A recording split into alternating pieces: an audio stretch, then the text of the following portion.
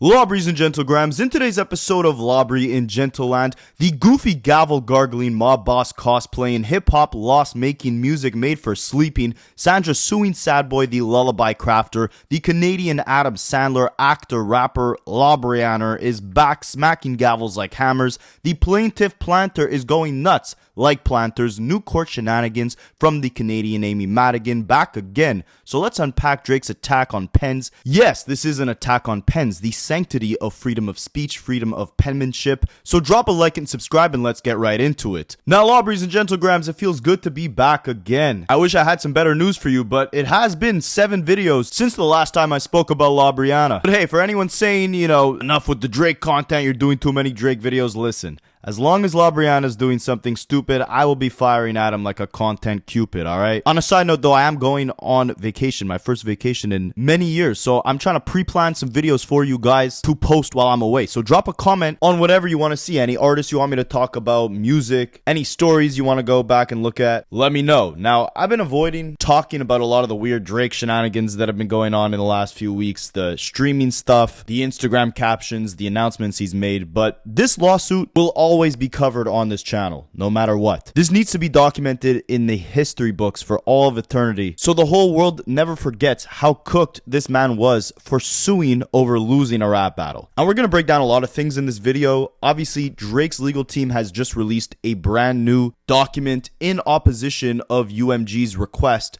that the judge dismisses this lawsuit, so they're still trying to go full force. They're trying to get Kendrick's contracts, rip them apart, dig into the UMG offices, and set a new precedent that artists can be sued, record labels can be sued over diss records. I study rap battles for a living.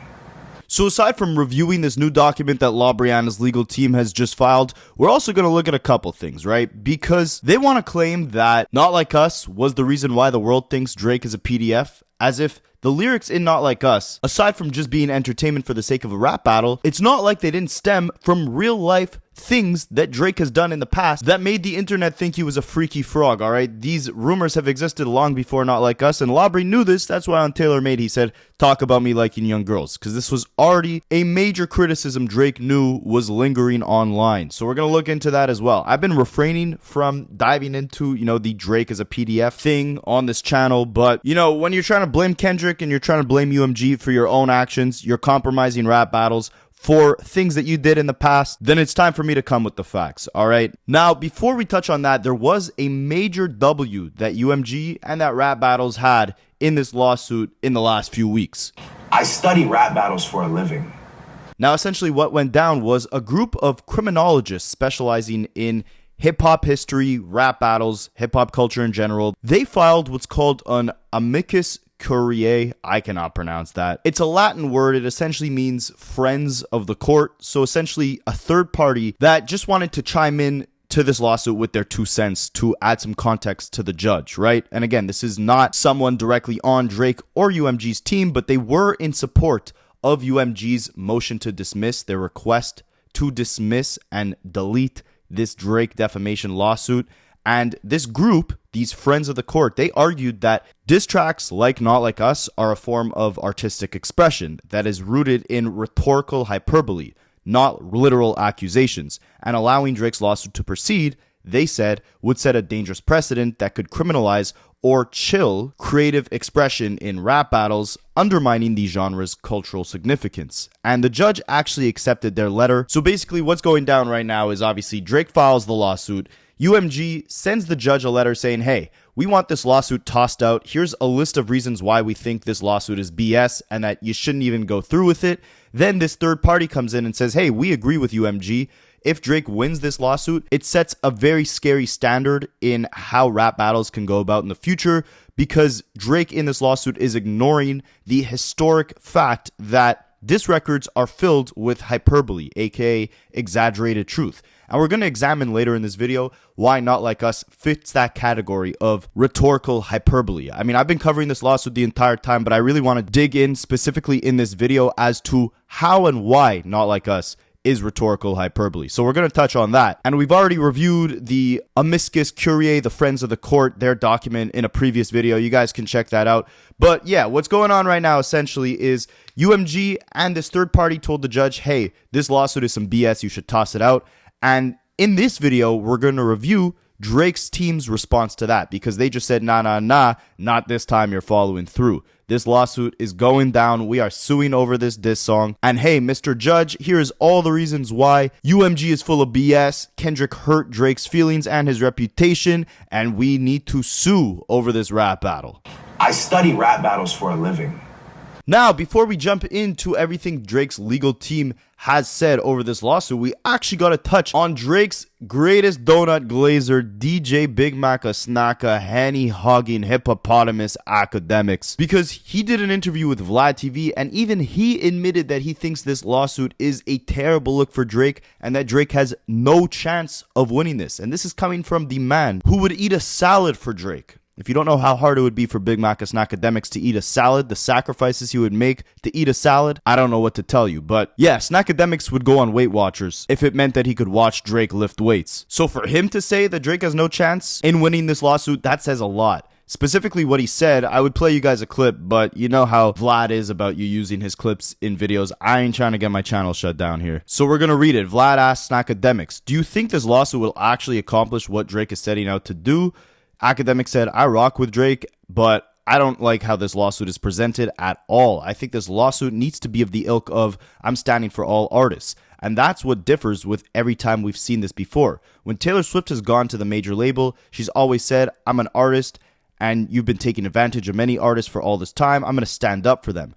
We need more payments, more royalties, etc. Taylor Swift has made it very clear, very transparent. I'm standing up as the bigger artist for all artists, even Jay-Z. And I think Jay-Z is slimy, but still Jay-Z, even when he was trying to do the whole thing with his streaming platform Tidal, when he was fighting for that survival in the streaming game, his idea was artists should get paid more. And Jay was like, you know, come together with me, all artists, let's try to do this together. Basically, Snackademics was saying Taylor Swift and Jay-Z, when they go out and fight the major record labels, they do it for the sake of the artist. Drake has not been doing that. So he continues saying, this lawsuit with Drake, and then he pauses for a second because he doesn't really know how to say what he wants to say without making Drake look bad. So Vlad interrupts him and says, it's really about Kendrick. This lawsuit is really about Kendrick.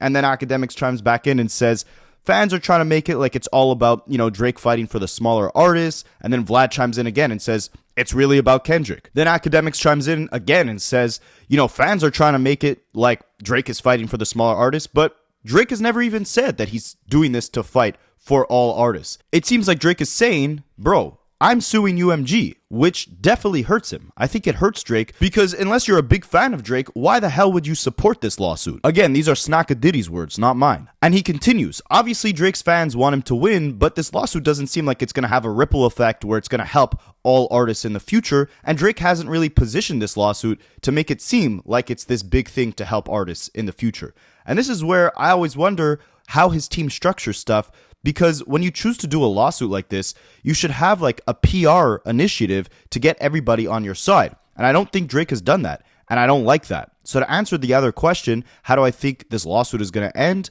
I think it's going to get dragged out and it's going to end with a new deal and a new big record from Drake. AKA Drake is not going to win this thing. He'll just sign a new record deal and come out with a new record and dust it off as if it never even happened. And Snackadiddy continues. See, Drake fans are very intrigued, thinking that, you know, the whole Ponzi scheme of the music industry is going to get blown up. Like Drake is going to push a red button and expose everything. No. Like, it's the music industry, and it's always been like this. It's not going to be over. Nothing topples over the music industry. Nothing will change it. There's a few monopolies in the industry that exist, and definitely within the entertainment world, you'll never be able to beat them. And Akademiks continues saying, you know, when UMG publishes a statement saying, Drake, you better be careful what you wish for with this lawsuit, I think what they mean is, if you think we're just boosting the numbers for Kendrick, we do this with everybody. And sometimes it's not even just UMG. It's other side companies that UMG just hires and they do whatever they do. And UMG turns a blind eye and lets them handle the promotion. So when they say, Drake, be careful what you wish for, I think there's some stuff with Drake that Drake don't even know about his own career. Drake probably thought, oh, Tootsie Slide was popping off and it went #1 because I said right foot up, left foot slide. No, UMG hit the button. we call those other people. These other people worked on those songs. So you get to find out that the same stuff that you may think would expose Kendrick also helped you. Or the same bots that they gave to Kendrick, they also bought those bots for you. You have no idea. And again, this is where also, even with Kendrick, I don't think Kendrick sat in a room and said, okay, let's bot this song. I think this happens with most successful artists, but they don't even know it's happening. They don't understand the numbers. So that's Snakadiddler's take on this whole thing. He thinks it's a terrible PR nightmare. He thinks the same bots they've used for Kendrick's songs, they've also used for Drake's, if any. And this won't end in Drake exposing the entire industry and saving all artists. Now, it doesn't matter what the Henny Hippopotamus thinks, because Drake's legal team is still going full force on this thing. So let's break down this brand new document they just released to the judge in full and understand why Not Like Us truly is simply hyperbole and not something to sue over. I study rap battles for a living. But before we get into all that, Lobries and Gentlegrams, unlike Drake, a bunch of you guys have been telling me you've been Anita Max winning some free cash from playing mobile games. So I want to put all you guys on to something that almost seems too good to be true. All right, let me give you a little glimpse into my life. When I'm not making this content for you guys, I have a disgusting addiction to my phone. My daily screen time is higher than Drake on that album cover, higher than Snoop off the edibles. So if you guys suffer that same addiction as me, I want to put you onto something that's going to change your life. FreeCash.com is a program that partners with mobile games that are looking for more users to play their games, and they will literally pay you to play their games for free. All you got to do is sign up using the QR code you see on the screen or using the link in the description of this video. You make an account super easy. All you got to do is put in your email, create a password, verify your email, and then you're good to go. And they got a bunch of games. My favorite is the Monopoly Go, because we're always on the go trying to make some money. Once you make an account, you just click the game you want to play, follow the directions that they give you. The directions are super easy. Usually you just got to download the game and start playing. So it's about time you put that phone addiction to good use. Again, use the QR code you see on the screen or the link in my description. Create an account and you could start making more than $150 just to play a game on your phone. Alright, Lobries and Gentlegrams, so Drake is back. Let's break down his full memorandum of law in opposition to UMG's motion to dismiss his lawsuit. So chapter 1, the preliminary statement. I study rap battles for a living.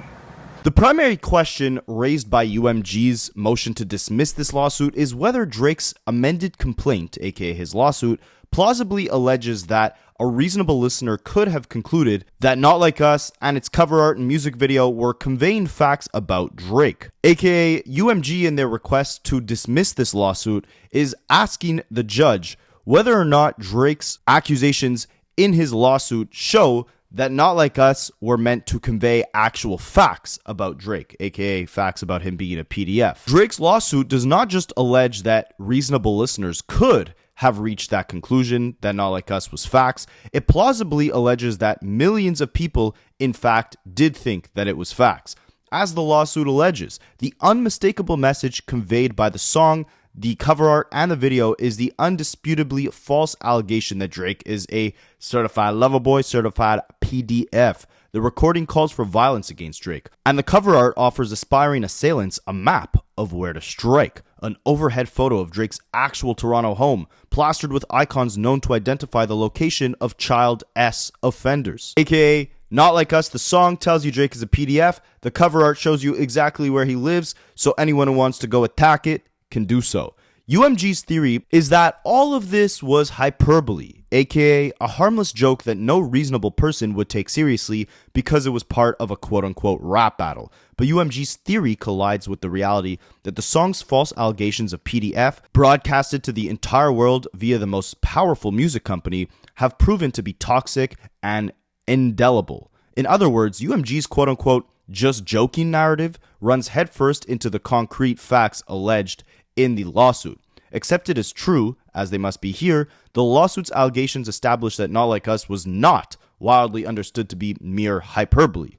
Days after UMG published a recording and image, Drake's house was attacked and his security guard was nearly unalived. In the weeks that followed, countless listeners showed that they believed the PDF allegations were true, as confirmed by commentators and press that covered the song. AKA, people who reviewed the song and talked about Drake being a PDF because of the song.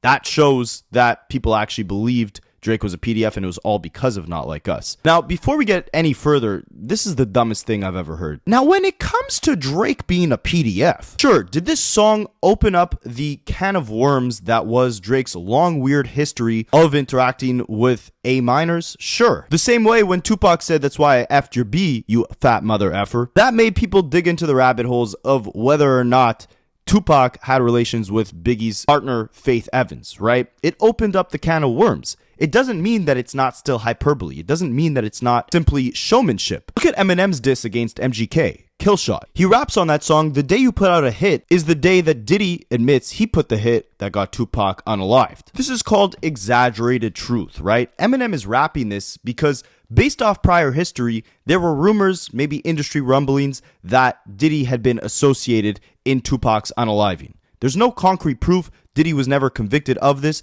and no one ever used these rap lyrics in a court of law to say, hey, look, it's obvious Diddy was involved in this. MGK was signed to Diddy, Eminem was dissing MGK, so as a result, he went at any known rumor to attack his opponent in this rap beef. The use of such over-the-top phrasing is a hallmark of rap battle hyperbole. It's not literal claims, right? Eminem's line is clearly exaggerated and not meant to be taken literally in a court of law. It links two unlikely events to simply mock MGK, not directly accuse Diddy. The packaging and the overall phrasing of the bar shows that it's simply a joke, right? Because he starts off saying, "The day you put out a hit is the day that Diddy admits that he put out the hit." It makes it sound far-fetched on purpose. In rap battles, this is very common and it's seen as artistic, not factual. Kendrick does the same thing with the phrasing of his bars that Drake is saying accuses him of being a PDF, right? It all sounds like a joke. Him saying, "Hide your little sister from him," or "They need to be placed on neighborhood watch." Do you know what it would take for Drake's name to be placed on neighborhood watch? Did he have some weird text message interactions with Millie Bobby Brown? Yes. Does that mean that he has to go knocking on every door in his neighborhood to say, "Hey, I'm a registered S offender"? No, this is obviously exaggeration on Kendrick's end. It's meant to be taken as a joke or a burn for the sake of the rap battle. This is what I mean by hyperbole, right? He's making jokes throughout the entire song. "Hey Drake, I hear you like him young. Trying to strike a chord and it's probably A minor." These are suggestive off of rumors and actions that Drake has taken in the past. They're not declarative statements. In the context of a rap battle, which this was, it very much follows the genre's tradition of extreme exaggerated insults. It's kind of like trash talking in sports, right? You could say the claims sound factual, but in a court of law, this type of free speech, especially in the context of this being a rap battle, it's very clear that both Drake and Kendrick were fully engaged in artistic warfare to fire off at each other and say the most outlandish things in a creative way to make the other person look bad. Not to necessarily fire off an entire investigation on someone's criminal history based on a song. The song was simply trash talking or making jokes about the rumors that have circulated that all stemmed from actions Drake took himself. It was the same thing with Meet the Grams, right? Kendrick was making allegations or trash talking Drake based off of things that Drake has done in the past. All the gambling stuff he's done, all the excessive drinking he's done on Instagram lives, all the misogynistic bars in his lyrics. Kendrick was simply taking pieces of the puzzle based off Drake's prior actions and concocting a diss song talking about things and behaviors Drake has exuded in the past. If you guys want a clear example of this, put it like this, right? Yes, Not Like Us reminded the world that Drake has had some weird interactions with many younger girls that he probably shouldn't have in the past. But all the lyrics in those songs were simply in reference to, again, Drake's prior actions, and they were just exaggerated truth based off of actual things that we've seen online before the song ever came out. The same way that when Eminem rapped, did he put a hit on Tupac? And people went and dug up, oh, did he really do that? Kendrick was trash talking the long history Drake has of having weird behavior with girls, and people went online and did their own digging to find literal things Drake has done. If you guys want more evidence of that, you can go check out Big Kish just did a video yesterday, I believe. It's called Proof Drake Likes Them Young. It goes through a whole history of Drake's weird antics with different women. If you guys want more proof than that, look up the video Playboi Max, The Drake Investigation. He does a full deep dive on all the different things like Drake paying out $530,000 in an S assault case, Drake having weird interactions with Millie Bobby Brown. There's a bunch of other examples. These were all things Drake himself had did. nothing that Kendrick actually alluded to specifically.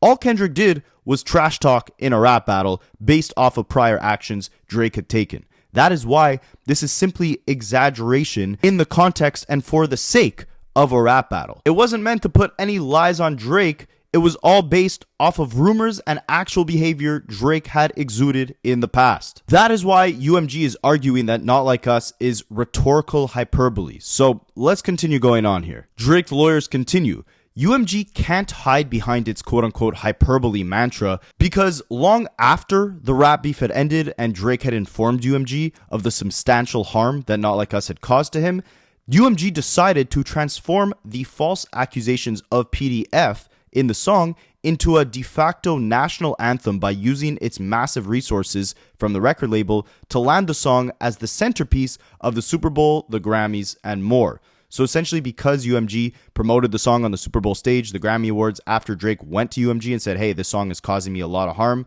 they still went out and tried to promote it and make it a national anthem of PDF allegations. That's why Drake is saying they can't use the whole hyperbole cop-out, right? Because after the battle, even when it ended and Drake said, hey, this song is causing me harm, they still went out and made the whole world hear it and sing it. This is a terrible argument because, again, it's UMG's job as a record label to promote a record. If Family Matters was doing well on the charts, they would have promoted it the same exact way. And Drake was making accusations against Kendrick in that song that also were not proven to be true, just based off things that Drake had heard. He continues, unable to address the actual facts Drake has alleged, UMG instead asks this court to ignore them as unreliable and replace them with UMG's own undisputed allegations offered through a 17-exhibit RGN. Through these cherry-picked exhibits, which include news articles, podcast transcripts, and lyrics dating back years, UMG paints a self-serving picture of the context in which the recording was initially published, one that is irreconcilable with the context pleaded in the lawsuit. Basically, what UMG was trying to say was, hey, judge, let's throw out this lawsuit because in Drake's own songs, he was saying, hey, Kendrick, talk about me liking young girls. That would be a gift. Or they were showing a bunch of news articles of Drake having weird behavior with A minors and saying, look, Not Like Us was just hyperbole or exaggeration because in a rap battle, you're supposed to just crucify your opponent, right? So Kendrick saw all these rumors swirling about Drake himself on his own diss track saying, talk about me liking young girls as an insult. So he decided to use those insults in his actual song. And that's why it's just an exaggeration for the sake of a creative rap battle. Drake here is saying, nah, you're following through. My whole argument is that I told you guys that this song was actually causing me harm, and as my artist, you still didn't take it down. Instead, you kept promoting it. Unsurprisingly, courts do not permit these kinds of tactics like UMG, using old news articles or Drake's old lyrics to try to prove that this was all hyperbole. They don't usually permit that in court when they're looking, should we dismiss a lawsuit? But even if the court were to accept UMG's disputed construction of the context, there is no indication that the average listener watching the Super Bowl or browsing top hits on Spotify would have any knowledge of the nuances of a multi-year rap battle, let alone the subjective interpretation spun by UMG's lawyers here. Basically, the average listener who just hears Not Like Us because the song has been everywhere wouldn't know about all the news articles about Drake and Millie Bobby Brown. Or they wouldn't know about Tailor Made Freestyle where Drake asks Kendrick to make the PDF allegations against him. They wouldn't know about that. All they would know is Not Like Us because UMG has promoted it so much. And in that song, Kendrick suggests Drake is a PDF. So if that's the case, the song is defamatory. Even if this court were inclined to agree with UMG's improper factual narrative, the motion to dismiss would still fail because the lawsuit pleads facts showing that the defamatory statements in Not Like Us imply that they are based upon undisclosed facts, rendering them mixed opinion at most. Basically, even if the judge says, you know what, UMG, you're right, Drake was acting weird with Millie Bobby Brown, or he was telling Kendrick to talk about him liking young girls. Even if the judge does say that, Drake is saying in his own lawsuit, he is emphasizing that the lyrics in Not Like Us are stated as facts. Drake likes him young. Drake is a certified PDF. Because they're stated as fact, it doesn't matter what happened in the past. The song is defamatory because it's actually stating declarative things. But again, context matters, right? And this is in the context of a rap battle, and it is in the context of Drake having weird behavior in the past, so much so to the point where he had to address it on Tailor Made. These things matter because, again, it can't be defamation if Kendrick is just making jokes about rumors that already existed for the sake of a rap battle that Drake willingly participated in and also threw allegations out in. In response, UMG argues, based again on extrinsic and disputed evidence, that listeners understood the song to be referring merely to rumors concerning quote-unquote Drake's relationship with A minors, which, like UMG's other arguments, cannot be squared with the lawsuit's actual allegations, including that listeners understood the song to be based upon actual and undisclosed information. Not only is this argument improper and unsupported by UMG's own exhibits, it also disproves UMG's main argument, which is that any listeners who were sufficiently clued in to understand that the song was actually referencing prior questions raised about Drake's relationships with minors surely would have understood the lyrics as factual, not just hyperbolic name-calling. Basically, UMG's main argument is that this song is hyperbole because there were rumors in the past of Drake being a PDF, so Kendrick was just talking about them in the song.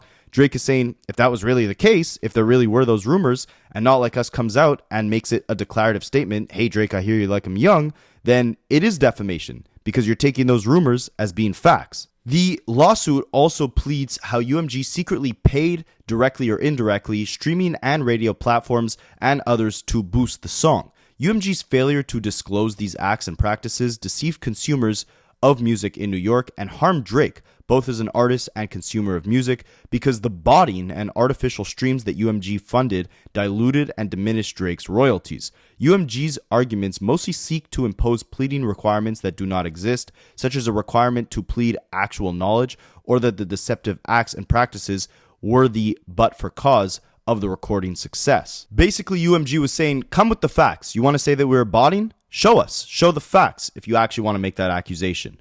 Or they were saying that even if we did bot, that's not the reason why the song was so successful.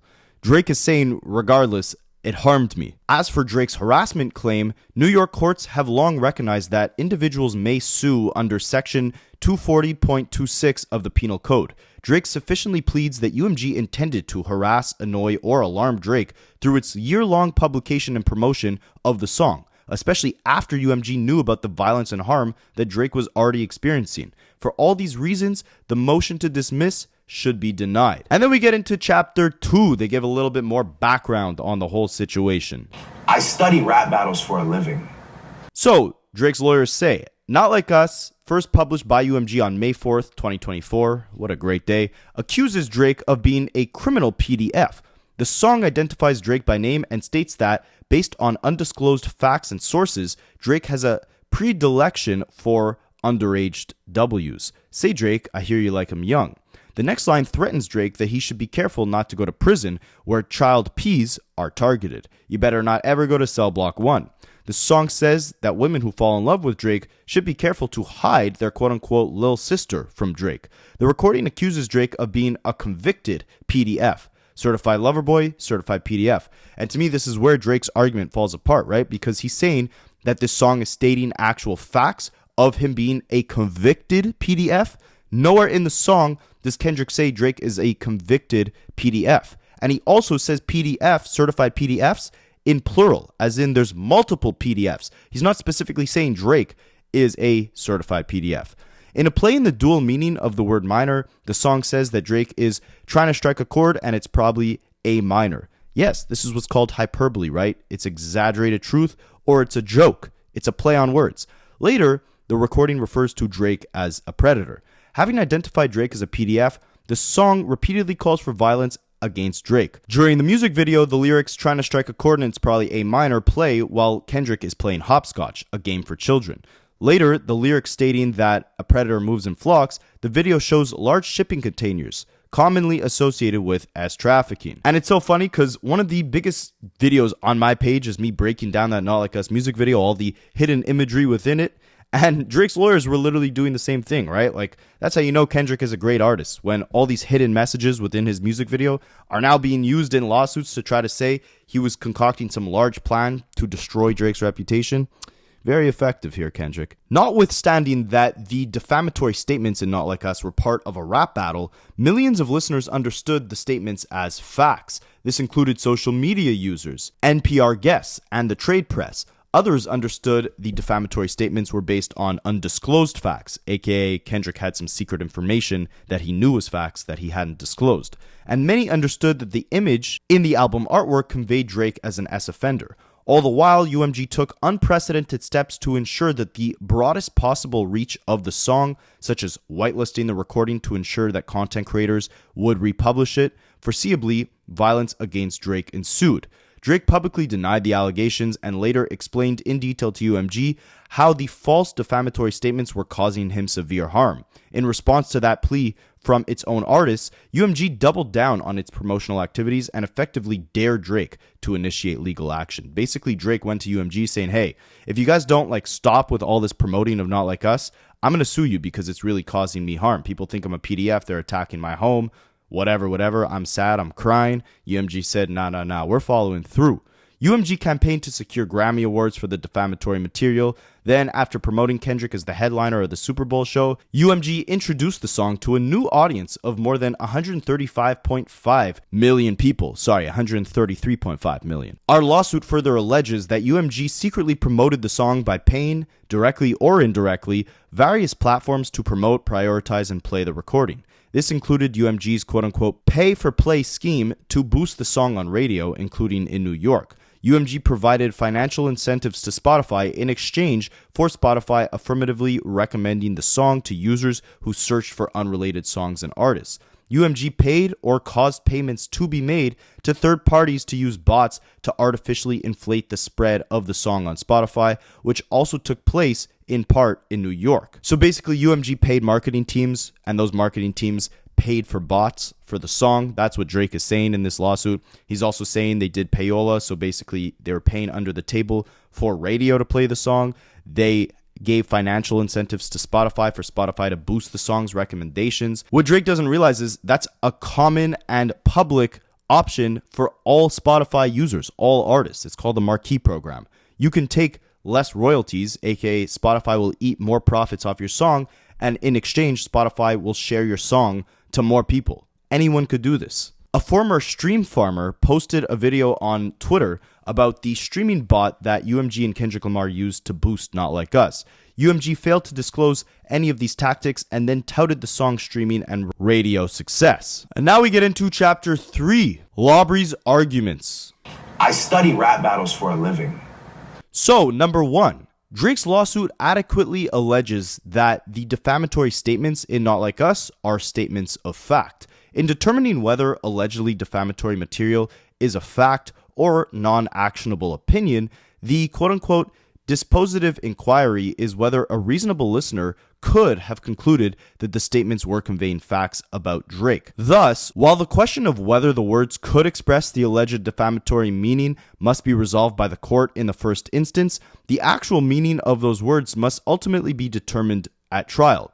Courts in this circuit analyze certain factors called the Steinhilber factors to help distinguish between fact and opinion. Because again, UMG is arguing that this was hyperbole or exaggerated opinion. Drake is saying, no, the statements made in Not Like Us are actual fact, and that's why they're defamation. Those factors include 1. Whether the specific language in issue has a precise meaning, which is readily understood, whether the statements are capable of being proven true or false, and 3. Whether either the full context of the communication in which the statement appears or the broader social context and surrounding circumstances are such as to signal readers or listeners that what is being read or heard is likely to be opinion, not fact. Even a cursory review of the allegations in Drake's lawsuit leaves no doubt that reasonable listeners could have concluded that the statements made in Not Like Us asserted factual allegations about Drake.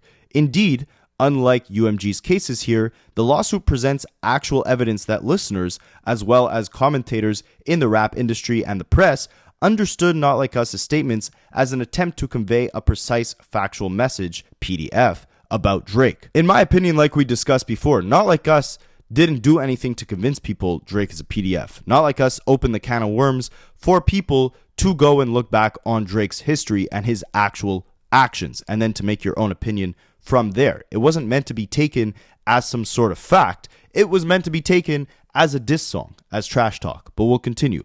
At the pleading stage, these allegations are more than sufficient. For example, in a prior defamation case against the New York Times, they found that statements in the New York Times newspaper editorial were capable of being understood as actual statements of facts, in part because of allegations of quote-unquote social media backlash that further suggested that the New York Times readers perceived the false statements as fact-based. So basically, in some sort of news article from the New York Times, there was something that readers of that article took as actual fact, not as opinion. Therefore, it was deemed as defamation because people didn't take it as the New York Times' opinion. They took it as facts. Drake here is saying when Kendrick raps, hey, Drake, I hear you like I'm young.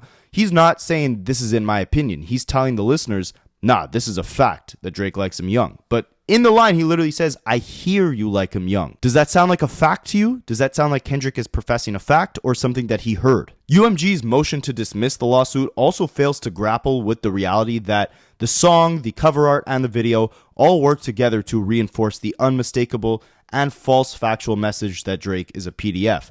Accusations of abuse are especially dangerous because modern listeners are so susceptible to believing them. This is presumably why UMG and its chairman reacted so swiftly, including with threats of legal action when faced with similar accusations. Here, and unlike nearly every example UMG cites, which include other songs from this rap battle, the song is myopically focused on ensuring that listeners take one message away from the song: Drake is a PDF. For example, the line certified lover boy, certified PDFs, which is so evidently defamatory that the corporations responsible for the Super Bowl halftime show actually censored it. Well, yeah, of course they censored the word PDF. Here in the lawsuit, Drake is saying that bar, certified lover boy, certified PDFs, communicates that Drake has been found to be a PDF, an assertion that UMG tacitly concedes Drake has adequately alleged at the pleading stage to be false. The same can be said for all the defamatory statements made in the song, that when they're read in the context, they all raise the same allegation, such as bars like, you better not ever go to cell block 1, or I hear you like I'm young, or try to strike a chord, it's probably A minor, the predators move in flocks, etc. And the lawsuit pleads in detail how the associated image and video collectively reinforce that message. Rather than challenging the sufficiency of what the lawsuit actually alleges, UMG's opinion argument, aka not like us is just opinion, it's not actual facts, attacks an imagined version of a complaint that Drake did not file, and it relies almost exclusively upon inappropriate uses of extraneous materials. First, UMG tries to brush aside the public commentary expressing belief in the defamatory statements of Not Like Us, claiming that the quote-unquote subjective opinions of a handful of people do not factor in to the court's objective assessment of what a reasonable person could have understood the recording to mean. So basically, just because a couple people on social media, thought Drake was a PDF from the song, doesn't mean that the court should take it as when a reasonable person listens to Not Like Us, they objectively make the assessment that Drake is a PDF. They continue here, but Drake's lawsuit plausibly alleges that millions, not a handful of people, understood the lyrics as factual. And at this stage, the court must make all reasonable inferences in Drake's favor, not UMG's. In any event, UMG cites no authority suggesting that the court cannot consider, at the pleading stage, real-life examples of listeners believing the truth of Not Like Us's defamatory statements in evaluating whether the statements could have been interpreted as fact. UMG likewise deems the public commentary cited in the lawsuit as unreliable because it comes from anonymous users and contains grammatical errors, slang, emojis. Because in Drake's lawsuit, he's literally using social media comments to say, look, millions of people think I'm a PDF because of Not Like Us. And UMG says, you can't use these random BS internet comments that have grammatical errors as actual fact of what people believe. But the lawsuit does not rely solely on anonymous social media users. Instead, it cites numerous public statements expressing belief in the allegations from the press, commentators, and podcasts. UMG's own extraneous exhibits are in accord. Many of the lawsuit's cited social media comments were not anonymous, and using slang and emojis in online posts about pop culture is hardly unusual. Regardless, UMG again offers no authority for the proposition that the court should discredit the lawsuit's cited online comments in this context, and case law is to the contrary. Basically, UMG is not providing a strong enough argument that the court shouldn't take Drake's lawsuit into consideration. In terms of, look at all these social media commenters saying I'm a PDF because of this song. UMG is not providing a strong enough argument to say you shouldn't look at these random BS social media users' opinions online as actual validation. Secondly, UMG argues that the tone of Not Like Us conveys hyperbole and opinion, not facts. That subjective assessment is belied by the countless listeners who think otherwise. But in any event, there's nothing hyperbolic about using mutually reinforcing lyrics, images, and video to brand someone as a certified PDF. Moreover, the fact that allegations of PDF can be understood to express anger or vitriol does not mean that no reasonable listener interprets those same allegations as factual. To the contrary, the lawsuit alleges that allegations of PDF tap into a cultural phenomenon whereby listeners are primed simultaneously to believe and be enraged by such allegations. Basically, if UMG was making the argument that, the claims of being a PDF were just based off anger in this rap battle, and no listener of the song should take it as factual because Kendrick was just angry in the song, he was just throwing out any exaggerated allegations because he was angry, Drake's lawsuit argues the opposite, in that PDF allegations would make someone angry. If you thought someone's a PDF, it would make you angry when you're talking to them, right? And that's why Kendrick is angry while he's making this song, making these allegations. Not Like Us does not cite any sources, identify allegations as claims, oscillate back and forth as to whether Drake is a PDF, or express rhetorical questions with qualifiers. Pointedly, none of UMG's cases involved allegations of PDF, and none involved specific factual allegations demonstrating the public's belief in the truth of the allegations. AKA, Not Like Us calls Drake a PDF, but Kendrick doesn't actually cite specific examples of Drake being a PDF, and in UMG's letter where they request to get the lawsuit dismissed, saying that it's BS, they don't actually point to factual evidence of Drake being a PDF either. Then Drake's legal team goes on to state the fact that when UMG requested to get this lawsuit dismissed, they relied heavily on this prior lawsuit where Michael Rappaport, another public figure, had filed a defamation case against Barstool Sports because he claimed that their company made a diss song against him that was accusing him of terrible things, but that case got dismissed.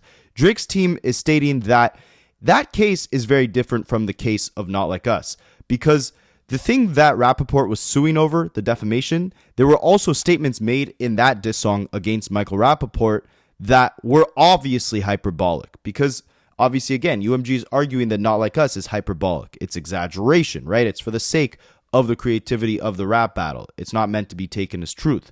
Drake here is saying, no, when you use Michael Rappaport's case, which got dismissed, to show, look, like, defamation cases don't hold up when it comes to music, that's BS, because in his diss song, or the diss song against him, there was obviously hyperbolic things, including lyrics like Michael Rappaport was a 10-gallon drum of curdled milk, or a walking blob of JIZZ, or a puddle of pudding, and that he looks like a chemo yurtle the turtle. So obviously, while they were crapping on Rappaport in that diss song, and that's why he ended up suing them, Drake is saying, nah, that diss song against Rappaport had such outlandish claims that it was obvious that it was exaggeration and that it was hyperbole, because they were calling him a 10-gallon drum of curdled milk, right? Obviously, no one's going to believe any allegations in that song when you're saying things as crazy as him being a puddle of pudding. But being repeatedly accused of PDF to billions of people is obviously different from being compared to a Dr. Seuss character or spoiled dairy. The former is a precise factual allegation that people immediately understand. The latter is literal name calling. So yeah, again, he's saying Not Like Us was something that people understood immediately to be factual allegations, while the Michael Rappaport diss track was just name calling. But what he fails to realize again is that there were just as many exaggerations and jokes within Not Like Us, right? You better not ever go to Cell Block 1. He's not saying here that you're about to go to Cell Block 1, or that you need to be in Cell Block 1 for things you've done. He's saying you better not go there because you'll be in danger there. Or what about on the third verse, when Kendrick says that Drake has the same agenda as slave owners from centuries ago? Isn't that as wide of a stretch as calling someone a puddle of pudding, calling someone a slave owner in 2024? Yes, Kendrick was using that as a metaphor, right, for Drake's colonization of the Atlanta sound. But again, this was all exaggeration. It was all done in the form of creative wordplay. Then he continues, third, UMG asserts with no support from the pleadings that a quote-unquote rap diss track is not a forum reasonable people expect to convey rigorous factual content. Basically, UMG does not provide a valid argument as to why people, listeners of rap diss tracks, wouldn't take the words in those diss tracks as actual fact. Whatever weight UMG's argument might receive following cross-examination of whatever witness might offer it at trial, it should receive none here. The lawsuit alleges that UMG's standard exclusive recording contracts include a provision which permits UMG to eliminate material which, in UMG's judgment, constitutes defamation or libel. The necessary inference from that fact, which must be drawn in Drake's favor, is that UMG itself understands that lyrics and other content within the music it publishes can defame. So basically, because in UMG's contracts it states that if they deem a song or lyrics in a song to be defamation, they could remove it if they're the ones publishing it. So Drake here is saying, it shows that they recognize that music can be used to defame someone's character. Moreover, UMG's quote-unquote context argument relies almost entirely on cherry-picked extrinsic evidence, such as lyrics and articles not referenced in Drake's lawsuit, that UMG repackages and weaves into its own subjective narrative. But UMG offers no authority for substituting well-pleading allegations with extraneous evidence on a motion to dismiss. UMG has done nothing to justify its assertion that the relevant context for all reasonable listeners would be its hand-selected examples from what it describes as a quote-unquote years-long rap battle involving multiple tracks from Drake and Kendrick Lamar. Nowhere does UMG explain why the average or reasonable listener would not only understand all the nuances of the saga, but also understand it in the same way that UMG's lawyers do. Basically, UMG's argument is that, hey, this was a rap battle, right? Like, both of them have a long history of throwing diss tracks at each other. They threw multiple diss tracks at each other in the span of a week, and Not Like Us fits into the broader context of that. It's not defamation because both Drake and Kendrick were hitting each other with vicious allegations. That's why you shouldn't take this seriously. Drake is saying the average listener, right? Because Not Like Us has been played billions of times to millions of people. The average listener doesn't understand that context that UMG's lawyers are talking about. They just understand that as this is a separate song, specifically calling Drake a PDF. They continue. As alleged, the song has been played billions of times to people globally, and including to audiences and viewers of the Super Bowl and the Democratic National Convention. Thus, as alleged in the lawsuit, the relevant, reasonable listener cannot be artificially limited to devoted fans of Kendrick Lamar's music or those who carefully followed each step of the battle. So yeah, basically the average listener didn't know the context of the battle, so when they hear Not Like Us, they're just thinking Drake is a PDF. They're not thinking, oh, Kendrick was using this hyperbole to destroy Drake in a battle. UMG utterly ignores the lawsuit's well-pleaded allegations that UMG took steps to ensure that Not Like Us became ubiquitous in the general population, while not doing so for any of the other songs in the rap beef.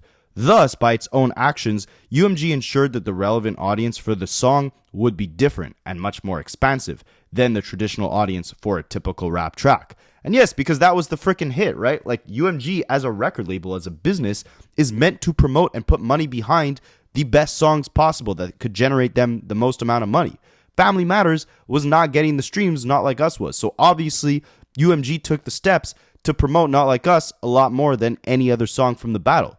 Meet the Grams was a lot more scathing. They didn't do the work to promote that. That's why this is a stupid argument, right? Like, you have to look at this in the context of a rap battle, of a music fan, right? It's a good song. That is why they promoted it. Furthermore, UMG's context argument ignores that most of the lawsuit's allegations of actionable defamation occurred after the rap battle ended. UMG published and promoted the song long after it knew how the public was consuming and reacting to the lyrics in the song, which makes this case unlike heated or one-time statements made during a union labor dispute, a public meeting, or by shock talk hosts during a show. UMG's repeated conduct, including licensing deals, social media posts, and agreements to stream and play the song, are more like the pre-planned and pre-scheduled statements made during a sophisticated and coordinated international campaign, which courts have found to be actionable. So basically, because UMG had pre-planned to promote the song like crazy, and because most of the damage to Drake's reputation happened after the rap battle already ended, that's why Drake is saying that's where the defamation comes from. It doesn't come from the fact that Kendrick called Drake a PDF on a diss track. It comes from the fact that after the rap battle ended, UMG did all it could do to promote the song as much as they could. They continue, dismissal of a defamation lawsuit is likewise unwarranted because a statement of opinion is actionable as long as it implies that it is based upon facts which justify the opinion but are unknown to those reading or hearing it. So basically, if Kendrick calls Drake a PDF, but he says, I know things that the public doesn't, Drake here is saying that's enough for people to think that Kendrick's opinion of me being a PDF is true because he's saying he knows things that the public doesn't, right? Here, the song and pleaded context imply that the allegations of PDF against Drake in the defamatory statements have a factual basis that is not disclosed in the song itself. In the song, Kendrick says that the allegations are based on undisclosed information. Say, Drake, I hear you like I'm young, and rabbit hole is still deep. I can go further, I promise. So again, Drake is basically implying here that this song should be taken as defamation because Kendrick not only calls Drake a PDF, but he's saying that the information he has, the rabbit hole he has that the public doesn't know about, is why he thinks Drake is a PDF. The lawsuit alleges concrete examples of listeners who understood the song in these precise terms, notwithstanding UMG's claims that the statements are quote-unquote too vague or sound in hyperbole. UMG suggests that the defamatory statements in Not Like Us were not mixed opinion because Drake previously goated Kendrick Lamar. However, this argument depends entirely on UMG's self-serving and disputed interpretation of the meaning of one of Drake's songs that is not referenced in his lawsuit, aka Tailor-Made Freestyle when he says talk about me like young girls, and is therefore improper at this pleading stage. Because again, UMG was saying, how can this be defamation when Drake was literally asking for it? Drake here is saying, in my lawsuit, I'm not mentioning tailor-made, so it's out of context in this whole thing. Even if this court were inclined to consider the tailor-made freestyle evidence without the vital witness testimony that would inform it at trial as a legal matter, consent for defamation requires far more than Drake expressing an expectation that another party will make a defamatory statement or even encouraging a defendant to do what they had to do. Basically, in order to defame someone, you need a lot more than the person who's receiving the defamation to say, hey, I expect that you're going to be making these defamations about me. I expect that you're going to be calling me a PDF. You need a lot more to be able to legally be allowed to make these claims, more than just having the victim say, hey, I expect that you're going to be saying this already. And of course, none of this would erase UMG's liability for continuing its relentless promotional campaign after Drake explained to UMG that the harm he was suffering made his demand retracted. In sum, there are no allegations that Drake consented to or invited UMG to publish defamatory statements about him to millions of people over the course of the year. So basically, Drake never asked UMG to promote this song like crazy, even though he told Kendrick on Tailor-Made to talk about me liking young girls. He never explicitly stated, hey, talk about me liking young girls, and then UMG published that song to billions of people. Finally, UMG argues that the defamatory statements in Not Like Us are non-actionable because facts and circumstances concerning Drake's relationships with A minors have been wildly reported, aka those Millie Bobby Brown stories, all the other stories with girls have already been reported in the past. And therefore, the defamatory statements in Not Like Us relate to controversies that are wildly known. This argument says more about UMG than it does about any legal issue in this case. For starters, as alleged in the lawsuit, UMG does not truly believe that there were serious questions concerning Drake's relationships with A minors, predating its publication of Not Like Us. Because if it did, UMG surely would have discontinued promoting Drake as one of its most prominent artists. AKA, if UMG, before they released Not Like Us, actually thought Drake was a PDF, based off all those articles that they published in their request to dismiss this lawsuit, telling the judge, hey, we should throw this out. It's not defamation because Drake in the past had articles published, him doing weird behavior with Millie Bobby Brown. If they really believed that Drake was a PDF because of that, they would have stopped working with Drake. Even taking UMG at its word, its cited exhibits do not come close to demonstrating that Drake was wildly reported, or reported at all, as having engaged in conduct that would make him a PDF or a registered S offender. Namely, UMG cites no reporting, let alone widespread reporting, that Drake engaged in S relations with A minors, such that any reasonable listener would have understood that the defamatory statements in Not Like Us were based on those non-existent reports. Basically, Drake is saying UMG didn't provide enough proof that Drake is actually a PDF to state that any listener of Not Like Us would have understood that the song was based off all those rumors in the past. If anything, UMG's exhibits reinforced that commenters understood that the song was making allegations against Drake and not repeating prior rumors. And finally, UMG's motion to dismiss the lawsuit doesn't actually dispute that the lawsuit pleads actual malice under these standards. UMG did not contest that it knew the allegations in Not Like Us were false, and to this day, they also didn't claim that they knew any of the allegations were true.